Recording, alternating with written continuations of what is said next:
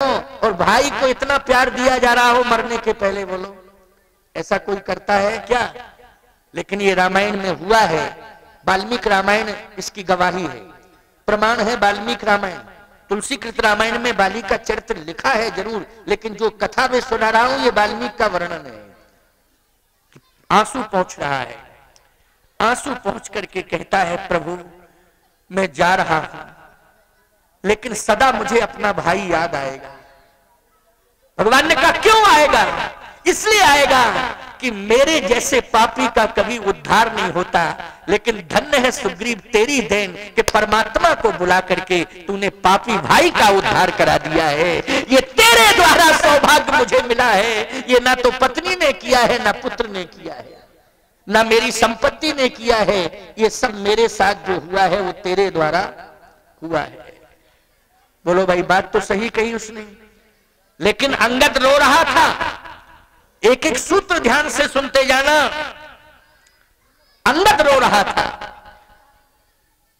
हाथ जोड़ करके पंपापुर की प्रजा ने कहा कि भाई को इतना प्यार दे दिया है तो मरने के पहले पुत्र को भी प्यार दे दो, क्योंकि संपत्ति तो मिली नहीं, राज्य तो मिल गया सुग्रीव को। और कह भी रहा है कि पुत्र को संपत्ति मिलनी चाहिए, नियम ये है, लेकिन भाई को संपत्ति दे रहा हूं, ये गवाह देके जा रहा हूं, बयान देके जा रहा हूं।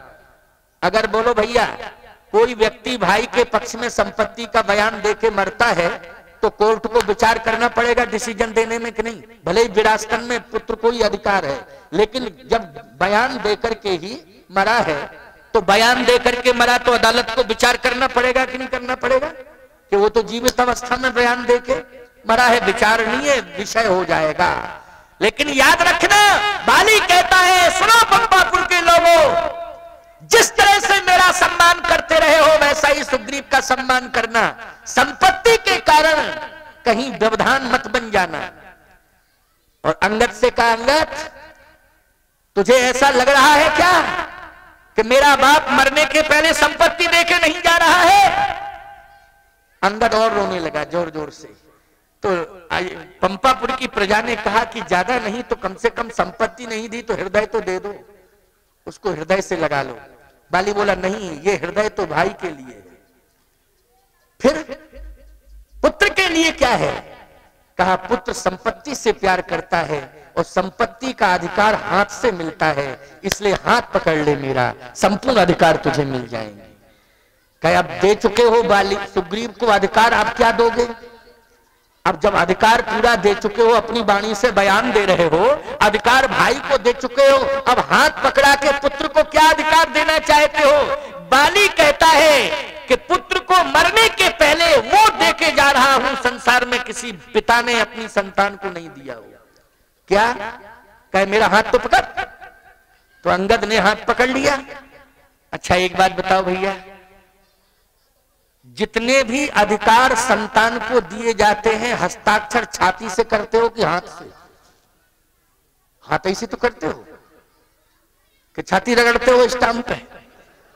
क्यों ये जितने भी अधिकार देते हो बोलो किससे? हाथ से।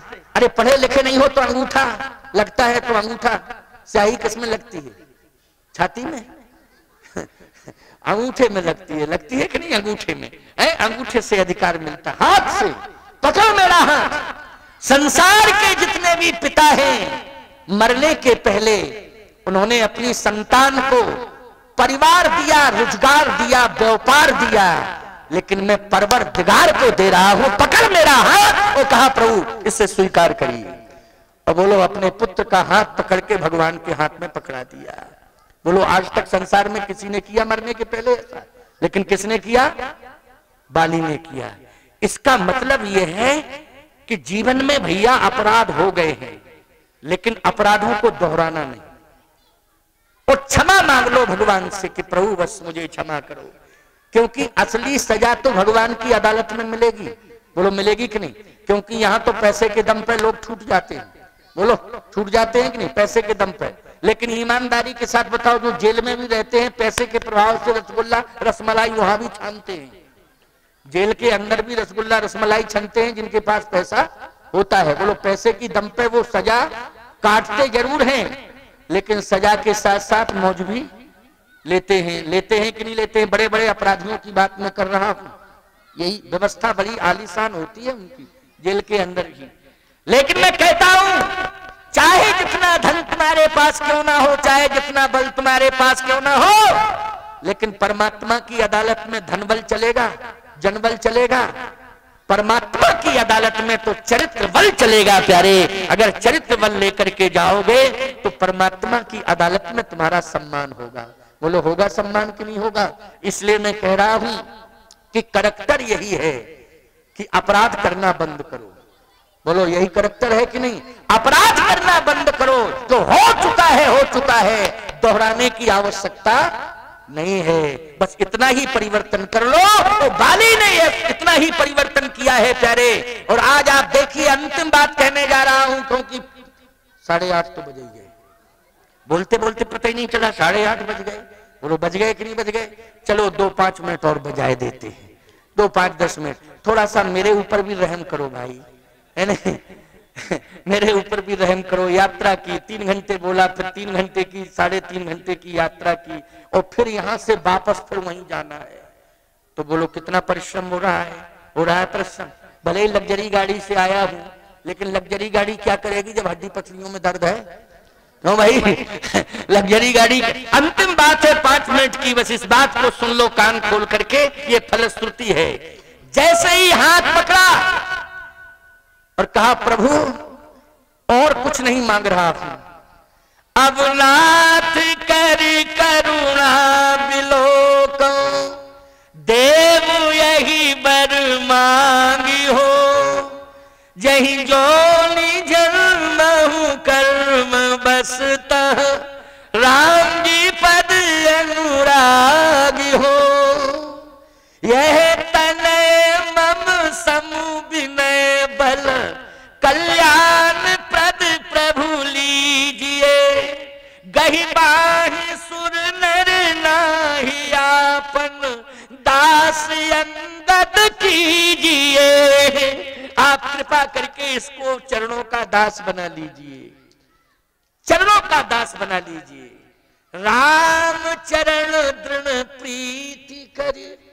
दृढ़ प्रीति, बोलो परिवर्तन हुआ कि नहीं हुआ? जन्म कोटि अघनाशय, तबहि सन्मुख होए जीव मोहे जबहि, राम चरण दृढ़ प्रीति करी, बाल कीन तन त्याग, और सुमन माल जिम कंठ ते, गिरत न जानहि नाग, सुमन माल जिम कंठ ते, गिरत न जानहि नाग। हाथी के गले में माला डालो, पता लगता है उसे? क्यों भाई? फूलों की माला हाथी के गले में डालो, कब गिरी पता नहीं चलता है प्यारे।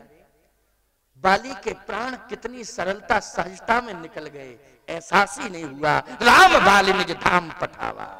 बोलो अपने धाम चला गया कि नहीं चला गया? भगवान ने कहा भेजा? अपने धाम भेजा। धाम मानी हरिपुर, भेजा कि नहीं भेजा हरिपुर? तो बोलो भाई प्रायश्चित करना ये आवश्यक है, और गलत कामों की पुनरावृत्ति करना कभी नहीं चाहिए। पुनरावृत्ति बोलो भाई, कभी दोहराना नहीं चाहिए। इन पर नियंत्रण रखना बहुत आवश्यक है। और यदि आपने अपने जीवन में यह परिवर्तन कर लिया कि मुझसे जो हुआ सो हो गया, अब मैं कभी भी अपने हाथों से गलत कार्य नहीं करूंगा, कभी अपराध नहीं करूंगा, अब मैं भगवान का हो गया हूं, याद रखना भगवान कहते हो अब मैंने तुम्हें स्वीकार कर लिया है, तुम मेरे भक्त हो, और केवल भक्त ही नहीं हो, तुम बैकुंठ के अधिकारी हो, जाओ मैं तुम्हें बैकुंठ में स्थान देता हूं। राम बाल निज धाम पठावा। तो भैया कहने का मतलब मेरा यही है कि जीवन में आप परिवर्तन करने की कोशिश करो, सब कुछ यही मिल जाएगा आपको। जब बाली जैसे अपराधी को मिल गया तो आपको क्यों नहीं देंगे भगवान? बोलो देंगे कि नहीं देंगे? लेकिन देंगे तब जब आप परिवर्तन करने की कोशिश करोगे तब। तो आज हम सब इस सत्संग स्थल पर बैठे हुए हैं और संत की वाणी को साक्षी किए हुए हैं, संत की वाणी सुन रहे हैं। संत वाणी पर जो विश्वास करता है भगवंत उस पर जरूर कृपा करते हैं, निश्चित रूप से कृपा करते हैं। आपके ऊपर कृपा होगी। मैं हृदय से डॉक्टर अनुपम शुक्ला को आशीर्वाद देता हूं। इन्होंने कल शिष्यत्व भी ग्रहण किया और बहुत ही श्रद्धा पूर्वक निवेदन किया यहां, तभी मैं मुश्किल में आ पाया। अब मुझे इस बात का कष्ट है कि कथा में बहुत इच्छुक था कि हमारे शिष्य बैठे हैं ब्रजभूषण शास्त्री जी, ये भी मेरे शिष्य हैं, दीक्षा इन्होंने भी ली और अपने परिकर के साथ बैठे हैं। 9 दिन की कथा की बात आपने कही थी। कौन सा स्थल है? यही समाधि स्थल है? हाँ हाँ, बाबा महाराज के यहाँ ब्याहवा में, तो वहां सुनिश्चित हो रही थी और चित्रकूट तक भी आप गए, लेकिन पता नहीं मेरे मन में क्या भ्रम हो गया, क्या नहीं हुआ कि मैं भूल ही गया एक प्रकार से। तो अभी अभी फिर जब आए तो मैंने मजबूरी में कहना पड़ रहा मुझे कि मैं समय नहीं दे पा रहा हूं। समय मैं देने का इच्छुक पहले था और आज भी मैं इच्छुक हूं, लेकिन मेरे भ्रम के कारण वो तारीख है, मैं बाराबंकी अयोध्या के पास है, बाराबंकी जिला, वहां दे चुका हूं। और वहां भी धूनी वाले दादा का दरबार है, जो खंडवा वाले धूनी वाले बाबा का नाम सुना होगा, बड़े सिद्ध संत, उन्हीं का आश्रम है वहां और बड़ा प्रसिद्ध आश्रम है।